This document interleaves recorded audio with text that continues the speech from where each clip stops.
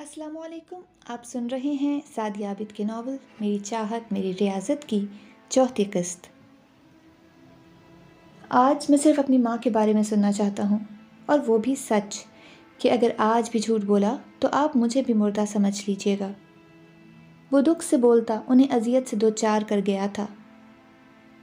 ठीक है, तुम भी मुझे ही अकेला और तन्हा कर देना चाहते हो तो मंजूर है मुझे, मगर मैं तुम्हें आज भी कुछ नहीं बता सकता कि अगर बता सकना मेरे इख्तियार में होता तो इतने बरस झूठ की इमारत तामीर न करता। वो ख़ुद को संभालते ठोस व बेलचक लहजे में बोले थे। उसे कहाँ उम्मीद थी कि वो साफ इनकारी हो जाएंगे। मत दो इतनी सज़ा खुद को हंसनी। वो बहती आंखों के साथ भाई के सामने आती मुल्तजी हुई थीं। ये जो मोहब्बत करने की सज़ा है ना आपी, इसका सिलसिला मेरी मौत पर ही ख़त्म होगा। आप चाहती हैं कि ख़ुद को सज़ा देना छोड़ दूं तो बस दुआ करें कि मैं सांस लेना छोड़ दूं। उनकी आंखों में आंसू थे। उनका बेटा जैसे पसे मंज़र में चला गया था। आज भी जब सिर्फ उससे मोहब्बत है तो क्यों उसे मुर्दा तसव्वुर कर लिया? कैसे कर गए ऐसा तुम? वो कह रही थी और वो बाप के ज़ब्त से सुर्ख पड़ते चेहरे को देखता ही जा रहा था। मोहब्बत करने का इख्तियार तो शायद कुल्ली तौर पर मेरा था, मगर उसे खुद से बांधे रखने का इख्तियार मेरे इख्तियार से बाहर था। वो सोफे पर ढह से गए थे, और ये मोहब्बत ही थी जो उसे मुर्दा तसव्वुर किया कि अगर मोहब्बत न होती तो ये तसव्वुर अमली जामा पहनकर मुझे झूठ बोले रहने से महफूज कर देता। उनका अंदाज बहुत शिकस्त लिए हुए था। वो आगे से कुछ कहती कि मान ने एक बार फिर मुदाखलत की थी। बाबा, जिनसे मोहब्बत होती है उन्हें मुर्दा तसव्वुर नहीं किया जाता, उन्हें ज़िंदगी का एहसास सौंपा जाता है।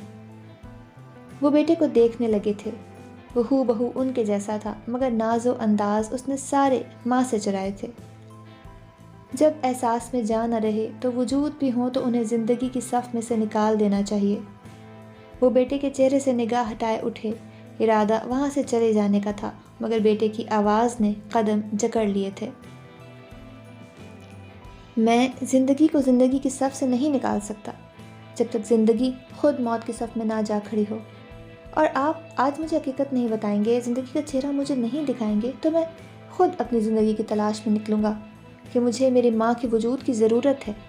मुझे मेरे वजूद की पहचान के लिए मेरी माँ की ज़िंदगी की पहचान चाहिए, और इस पहचान के लिए मुझे अगर आपको छोड़ कर जाना पड़ा तो मैं जाऊँगा, कि मैं बिना रूह के ज़िंदगी गुजारते गुजारते थक गया हूँ।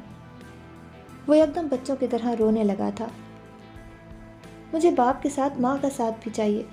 मेरा हक है कि मैं अपनी माँ से मिलूं, उसकी आगोश में अपनी ज़िंदगी को महसूस करूं, और ये हक मुझे आप नहीं छीन सकते। खुदारा मुझे मेरी माँ लौटा दें। वो घुटनों के बल बाप के कदमों में हाथ जोड़े गिर सा गया था। कमरे में सकूत छा गया था, जिसमें उसकी सिसकियाँ दरारें डाल रही थी। मेरे इख्तियार में नहीं है। वो आंखों में नमी लिए बेटे की हर मिन्नत और फरियाद को अनसुना और अनदेखा कर गए थे। बाबा जान, अगर मेरी माँ एक बदकिरदार औरत थी तब भी मैं उसके बारे में जानना चाहता हूँ। वो खड़े होते होते चीखा था। उनके बढ़ते कदम रुके थे और वो तीर की तेज़ी से उस तक पहुँचे थे, और थप्पड़ की गूंज से दरो दीवार लरस उठे थे। बकवास मत करना अरमान, वो औरत बेवफा थी, हर जाई थी, लेकिन बदकिरदार नहीं थी। वो हलक के बल चिल्लाए थे। तुमसे हकीकत छुपाई ताकि तुम अपनी माँ से नफ़रत न करो, मगर मैं सोच भी नहीं सकता था कि तुम इस नहज पर जाकर इस सब को लोगे। वो बेटे को खूंखार निगाहों से देख रहे थे। इस सब के लिए मुझे आपने मजबूर किया है। हकीकत यूं छुपा रहे हैं जैसे बहुत शर्मनाक हो। वो गाल पर हाथ रखे नम लहजे में बोला था। बात ऐसी नहीं थी, मगर ऐसी ज़रूर थी कि मुझे तुमसे छुपाए रखने में तुम्हारी और उस औरत की भी भलाई नज़र आई, इसलिए बरसों से झूठ की आबियारी की। मगर आज मैं सिर्फ सच बोलूँगा, हर हकीकत से पर्दा उठाऊँगा। वो बहुत अजियत से गुजर रहे थे, ऐसा उनके खूबरू चेहरे पर साफ लिखा था। क्योंकि मैं ये बर्दाश्त कर सकता हूँ कि तुम उस औरत से नफ़रत करो जो तुम्हारी माँ है, मगर मैं ये बर्दाश्त नहीं कर सकता कि तुम उसे बुरी और बदकिरदार औरत समझो। आज उन्होंने अपनी शिकस्त तस्लीम कर ली थी और उसके सामने माजी के तमाम औराक खोल दिए थे। उस माजी के औराक جس میں ان کی زندگی بستی تھی، جن میں ان کی محبت سانسیں لے رہی تھی۔ وہی اوراق جو اذیت سے رنگے تھے، شکست سے خون آلودہ تھے، انہوں نے کچھ نہیں چھپایا تھا، ایک ایک پتا روز روشن کی طرح بیٹے پر عیاں کر دیا تھا۔ آرزو انصاری سے شرط لگانے سے پہلے ایک بار پھر سوچ لو کہ ہارنا میں نے سیکھا نہیں ہے، اور جیت بھی میرے ہوتے ہوئے کسی دوسرے کا مقدر بننے سے انکاری ہو جاتی ہے۔ وہ کولڈ ڈرنک کے سپ لیتے ہوئے شان بے نیازی سے بولی تھی۔ دیکھ لیں گے کہ جیت کس کا مقدر بنتی ہے۔ فری نے اس کی بات ہوا میں اڑا دی تھی۔ تم دونوں پاگل ہو گئی ہو، مت پڑو ان فضول سی شرطوں کے چکر میں۔ شازی بالآخر ان دونوں کو ٹوک گئی تھی۔ یار فضول نہیں، کافی انٹرسٹنگ ہے، فری مزے سے بولی تھی۔ کیا خاک انٹرسٹنگ ہے؟ اور تم آزی پاگل ہو گئی ہو، ایسے کیسے کسی سے بھی جا کر 500 روپے مانگنے کھڑی ہو جاؤ گی؟ کچھ تو اپنے پریسٹیج کا خیال کرو۔ شازی نے اسے سمجھانے کی ہر ممکن کوشش کی تھی۔ ڈیئر، یہ تم بھی جانتی ہو کہ 500 کیا 5 کروڑ بھی میرے لیے کوئی معنی نہیں رکھتے، مگر یہ صرف ایک شرط ہے، اور اب جب میں نے فری کے چیلنج کو قبول کر لیا ہے تو پیچھے نہیں ہٹ سکتی، وہ دو ٹوک لہجے میں بولی تھی۔ ڈیئر، کسی کی جیب سے آج کل 1 روپیہ بھی نکلوانا آج کل کے دور میں بہت مشکل ہے، اس لیے شرط مت لگاؤ، ہار جاؤ گی، فری مزے سے بولی تھی، اور وہ اسے ناگواری سے دیکھنے لگی تھی۔ یہ تو وقت بتائے گا کہ کون جیتے گا اور ہار کس کے مقدر میں بنے گی۔ فی الحال تو یہ بتاؤ کہ جیتنے والے کو ملے گا کیا؟ ان دونوں کو شرط پر ڈٹے دیکھ کر شازی نے بھی انٹرسٹ لیا تھا۔ میں جیت گئی تو تم پورے 8 دن دانش سے بات نہیں کرو گی۔ آرزو نے اس کی دکھتی رگ پر ہاتھ رکھ دیا تھا۔ واٹ ربش، میں 1 گھنٹے دانش سے بات نہ کروں تو میری جان نکلنے لگتی ہے، 8 دن بات نہ کی تو مر جاؤں گی، اس نے آرزو کو ناگواری سے دیکھتے ہوئے جذباتی لہجے میں کہا تھا۔ تمہیں ڈر ہے کہ ہار جاؤ گی تو گیو اپ کر دو۔ وہ اب بے نیازی سے مسکرا رہی تھی اور اس کی آنکھوں میں واضح چیلنج دیکھ کر فری نے حامی بھر لی تھی۔ اگر تم ہار گئی تو تم پورے 1 مہینے تک ذیشان سے نہ ملو گی اور نہ ہی بات کرو گی۔ وہ جس تکلیف سے گزری تھی اس نے وہی تکلیف آرزو کے چہرے پر دیکھنے کے لیے وہی سزا تجویز کی تھی، اور وہ جسے سن کر بے اختیار ہنستی تھی۔ مجھے منظور ہے، مگر اتنا یاد رکھنا فری کہ میرے لیے ذات اہمیت رکھتی ہے، اور 1 مہینہ کیا 1 سال بات نہیں کروں گی تو بھی مجھے کوئی فرق نہیں پڑے گا، کیونکہ ذیشان کو میں نے اپنے حواسوں پر ہرگز بھی سوار نہیں کیا ہے۔ اسے یکدم ہی اپنی غلطی کا احساس ہوا۔ وہ تو یہ بھول گئی تھی کہ ذیشان اس کا منگیتر ضرور ہے، مگر وہ اس سے بات تو کرتی ہی نہیں ہے۔ ایسے میں جو اس نے سزا تجویز کی تھی وہ سزا تو کہیں سے بھی نہ ہوتی۔ اسے یکدم اپنی جلد بازی پر غصہ سا آیا تھا۔ اتنا افسوس مت کرو ڈیئر کہ جیتنا تو بہرحال میں نہیں ہے، اب تو بس یہ کہو کہ اس کینٹین میں بیٹھے لوگوں میں سے کس سے 500 روپے لانے ہیں۔ اس کے چہرے پر مایوسی دیکھ کر وہ مسکرا کر بولی تھی تو وہ گڑبڑا گئی تھی، جبکہ شازی ہنسنے لگی تھی۔ اس وقت کینٹین میں اتفاق سے تمام ہمارے کلاس فیلوز ہی بیٹھے ہیں، اس لیے تم ان میں سے کسی سے نہیں بلکہ اگلے 5 منٹوں میں جو پہلا اسٹوڈنٹ یا کوئی بھی XYZ داخل ہوگا تو اس سے 500 روپے مانگ کر لاؤ گی۔ اسے فری کی پوری بات میں لفظ مانگ برا لگا تھا، جس کا اس نے اظہار بھی کیا۔ میں کسی سے پیسے مانگوں گی نہیں، کیونکہ میں بھکارن نہیں ہوں۔ اس کا منہ بن گیا تھا۔ یار تم اتنا ٹچی کیوں ہو رہی ہو، شرط ہی تو ہے۔ ہاں اگر تمہیں لگتا ہے کہ اس طرح تم بھکارن بن جاؤ گی تو گیو اپ کر دو۔ اس نے تھوڑی دیر پہلے کا حساب بے باک کیا تھا۔ نو وے، گیو اپ تو میں نہیں کر سکتی۔ اسے فری کا انداز برا تو لگا، مگر وہ گیو اپ کر ہی نہیں سکتی تھی کہ اب بات انا کی آ گئی تھی، اور وہ اپنی انا اور میں کے لیے تو کسی بھی حد تک جا سکتی تھی۔ 5 منٹ میں بالفرض کوئی اندر نہیں آیا تو میں شرط خود بخود جیت جاؤں گی، اور کسی کے اندر آنے کے بعد 5 منٹ کے اندر اندر میں اس سے 500 روپے لے کر نہیں آئی تو میں شرط ہار جاؤں گی، کہتے کے ساتھ ہی گھڑی میں ٹائم دیکھا تھا۔ ڈیئر، لگتا ہے تم تو کچھ کیے بغیر ہی شرط جیت گئی ہو۔ 4 منٹ گزر جانے پر شازی مسکرا کر بولی تھی، اور اسی وقت کینٹین میں ایک نہایت ہینڈسم نوجوان داخل ہوا تھا، جسے دیکھ کر فری کی جان میں جان آ گئی تھی، اور اس نے چیلنجنگ انداز میں آرزو کی جانب دیکھا تھا، اور وہ یکدم اس جانب دیکھنے لگی تھی جہاں وہ شخص پہلے سے ایک سیٹ پر بیٹھے شخص کے ساتھ جا بیٹھا تھا۔ اس کی ہتھیلیاں نم ہونے لگی تھیں۔ ڈر لگ رہا ہے تو رہنا دو یار، ہار تسلیم کر لو۔ فری مسکرا رہی تھی اور وہ یکدم کرسی سے اٹھ گئی تھی۔ جو کچھ اس نے فری کی آنکھوں میں دیکھا تھا اس کے بعد وہ بڑی خود اعتمادی سے چلتی اس ٹیبل تک آن رکی تھی۔ Excuse me? آواز پر بیک وقت ان دونوں نے سر اٹھایا تھا۔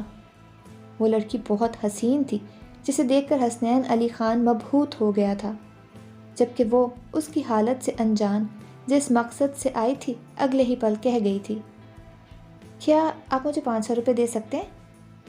اس کی محویت ٹوٹی تھی اور وہ بے حد حیرانگی سے اسے دیکھنے لگا تھا، جبکہ اس کے ساتھ بیٹھے ساحر نے کہا لگایا تھا جس پر حسنین نے اسے ناگواری سے دیکھا تھا، جبکہ وہ خفت سے سرخ پڑ گئی تھی۔ بھیک مانگنے کا کافی نرالا انداز ہے، اس نے تمسخر اڑایا تھا۔ وہ کچھ کہتی کہ حسنین نے بڑی خاموشی سے ٹیبل پر رکھے والیٹ کو اٹھایا تھا اور 500 کا نوٹ نکال کر اس کی جانب بڑھایا تھا۔ اس نے قدرے حیرانگی سے اس کی جانب دیکھا تھا۔ آپ اتنے پیار سے مانگ رہی ہیں، بندہ جان دے دے، 500 روپے کی کیا اوقات ہے؟ اس کے فوراً نکال کر دینے پر اس نے دوست کو گھورا تھا اور طنز سے بولا تھا۔ مارے اہانت کے اس کی آنکھوں میں آنسو آ گئے تھے۔ وہ نوٹ لیے بغیر پلٹی تھی اور اس کی کلائی حسنین کے ہاتھ میں آ گئی تھی اور وہ دھک سے رہ گئی تھی۔ ہاتھ چھوڑے میرا، آپ کی ہمت کیسے ہوئی میرا ہاتھ پکڑنے کی؟ وہ غم و غصے سے چلائی تھی اور اس نے 1 سیکنڈ کی تاخیر کیے بنا ہی اس کا ہاتھ چھوڑ دیا تھا۔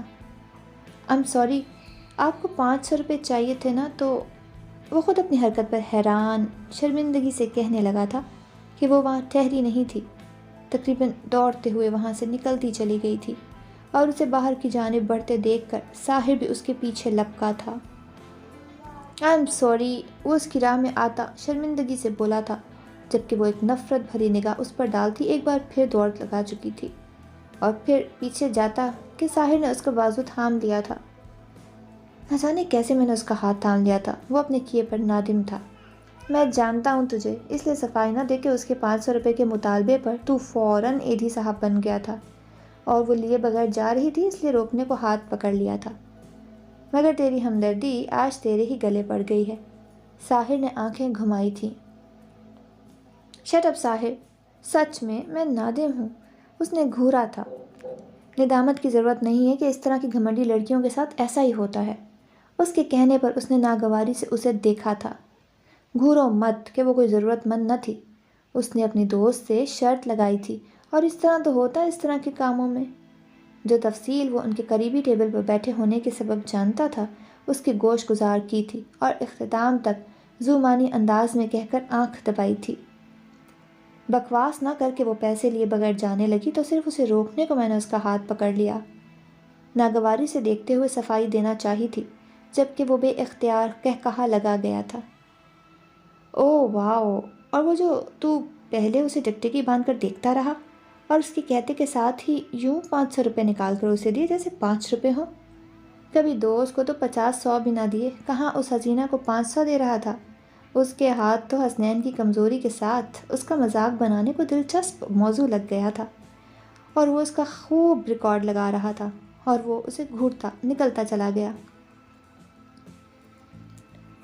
آزی، یہ ہاتھ میں کیا ہوا ہے؟ بار بار ہاتھ کیوں صاف کر رہی ہو؟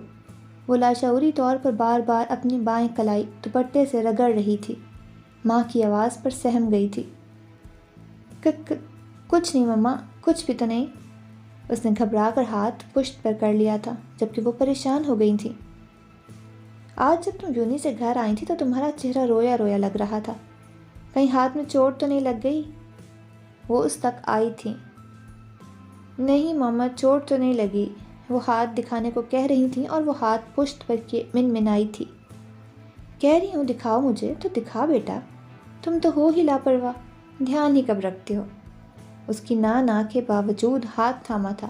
اس کی کلائی بے حد سرخ ہو رہی تھی۔ ہوا کیا ہے؟ اتنا سرخ کیوں ہو رہا ہے تمہارا ہاتھ؟ کسی کیڑے نے تو نہیں کاٹا؟ وہ اس کے ہاتھ کا جائزہ لیتے ہوئے فکر مندی سے بولی تھی اور وہ ماں سے لپٹ کر بری طرح رونے لگی تھی۔ اس کے کمرے میں داخل ہوتی زینب بھی اسے یوں روتے دیکھ کر متفکر ہو گئی تھی اور وہ ماں کے حصار سے نکل کر دادی سے آ لپٹی تھی۔ دادو کی جان کو کیا ہو گیا ہے؟ دادو نے تو سوچا تھا دادو کی آزی دادو کو دیکھ کر بہت خوش ہوگی، مگر آزی تو بس روئے جا رہی ہے۔ انہوں نے اس کے رونے پر متفکر ہوتے ہوئے اسے دلاسا دینے کو ہلکے پھلکے انداز میں کہا تھا، دادو اس نے سسکتے ہوئے تمام تر تفصیل ان کے گوش گزار کر دی تھی۔ آزی، تم اتنی فضول حرکت کیسے کر سکتی ہو؟ آخر کیا سوچ کر تم نے شرط لگائی؟ دیکھ لیا نا، برے کا انجام بھلائی نہیں ہوتا۔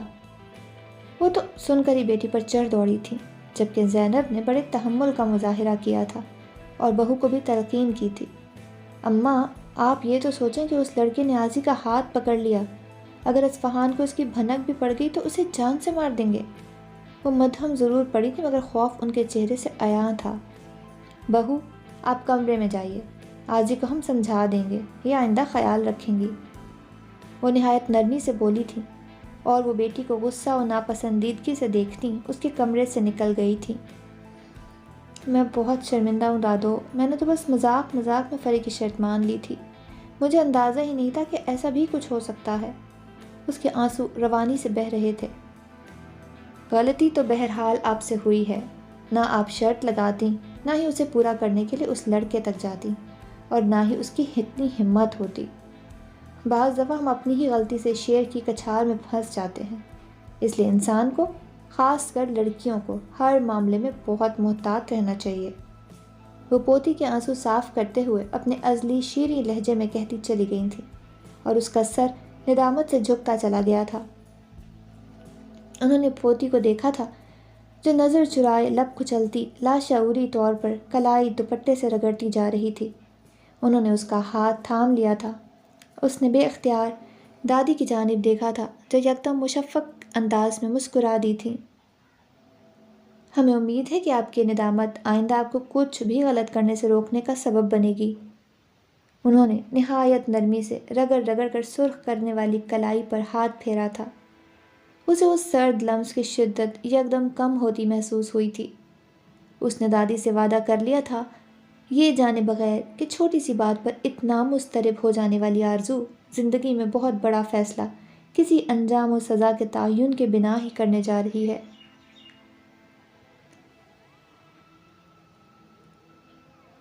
آپ سن رہے تھے سعدیہ عابد کے ناول میری چاہت میری ریاضت کی چوتھی قسط۔